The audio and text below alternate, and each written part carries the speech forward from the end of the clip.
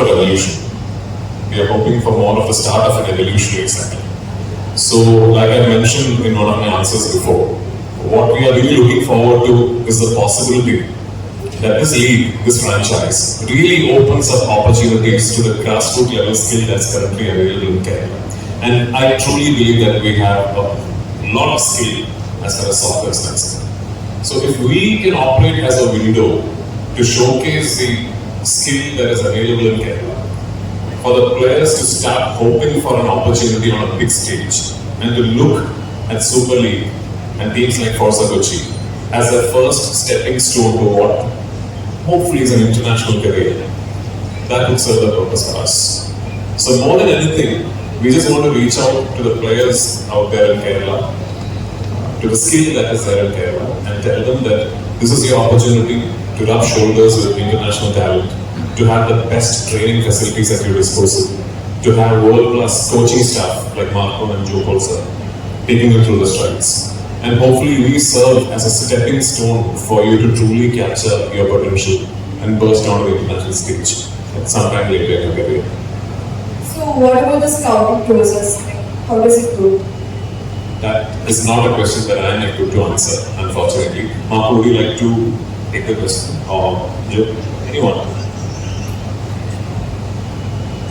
Scout ചെയ്തിട്ട് മുന്നേ നമ്മളൊരു ഡ്രാഫ്റ്റ് വെച്ചിരുന്നു അതുപോലെ ക്രിക്കറ്റിലേക്ക് വരികയാണെങ്കിൽ തിരുവനന്തപുരം ടീമിന്റെ ഒരുമായിട്ട് പ്രിയദർശൻ സൗഹൃദമുണ്ട്.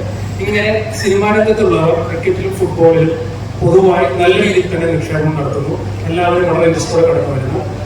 കേരള കായിക രംഗത്തെ ഫുട്ബോൾ മാത്രമല്ല ജനറലായിട്ട് ക്രിക്കറ്റ് ഉൾപ്പെടെയുള്ള കായിക രംഗത്തേക്ക് ഇങ്ങനെ സിനിമയുടെ നിക്ഷേപം വരുന്നതിന് എത്രത്തോളം ഗുണകരമാണ്, എങ്ങനെയാണ് രാജ്യത്തെ വിലയിരുത്തുന്നത്? നിക്ഷേപം സിനിമയുടെ മാത്രമല്ല, അത് ഞങ്ങൾ സിനിമ നടന്നാലും അല്ലെങ്കിൽ സിനിമയിലുള്ള വ്യക്തികൾ വരുന്നതുകൊണ്ട് കൂടുതൽ മീഡിയ അറ്റൻഷൻ കിട്ടുന്നത് മാത്രം. എന്നോടൊപ്പം കൊണ്ട് ഞങ്ങളിവിടെ ഇല്ലാത്ത ഒരു പാർട്ട്ണറുണ്ട്. അപ്പോ സിനിമാക്കാർക്കിടയിൽ ഇതിൽ നിക്ഷേപർ ഉണ്ട് എന്ന് കരുതുന്നതായിരിക്കും നല്ലത്. അല്ലാതെ സിനിമയിൽ നിന്ന് തന്നെ സ്പെസിഫിക് ആയിട്ട് ഒരുപാട് പേർ, സിനിമയിൽ ഓണ്ടർപ്രണേഴ്സ് ഒരുപാട് പേരുണ്ട്. സിനിമാ രംഗത്ത് മലയാള സിനിമയിൽ മാത്രമല്ല, സിനിമയിൽ ഇൻ ജനറൽ ഓണ്ടർപ്രണേഴ്സ് കൂടുതലുള്ള ഒരു മേഖലയാണ്. അപ്പോൾ അതിൽ ഒരു successful production and distribution company നടത്തുന്നതിനപ്പുറത്തേക്ക് എന്ത് ചെയ്യാമെന്ന് തോന്നുമ്പോഴാണ്, ചിന്തിക്കുമ്പോഴാണ് അത്തരത്തിലൊരു ഓപ്പർച്യൂണിറ്റി പ്രസന്റ് ചെയ്യുന്നത്.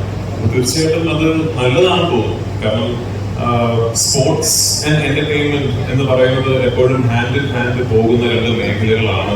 പ്രത്യേകിച്ച് സാറ്റലൈറ്റ് ടെലിവിഷന്റെയും ഈ സ്മാർട്ട് ടിവികളുടെയും ഒക്കെ കാലത്ത്. സോ ഈ രണ്ട് ഇൻഡസ്ട്രീസ് തമ്മിൽ ഒരു കോalition ഉണ്ടാകുന്നത് തീർച്ചയായിട്ടും രണ്ടുപേർക്കും ഗുണകരമാണെന്നാണ് ഞാൻ കരുതുന്നത്. ഇനി വരും കാലങ്ങളിൽ എനിക്ക് തോന്നുന്നു കേരള സൂപ്പർ ലീഗിന്റെ മാച്ചുകൾ നടക്കുമ്പോൾ സ്റ്റേഡിയത്തിൽ ലൈവായി സിനിമ ഫംഗ്ഷനുകൾ നടക്കുക, ട്രെയിലർ ലോഞ്ചുകൾ നടക്കുക, അതൊക്കെ ഇനി കാണാനിടയാകും.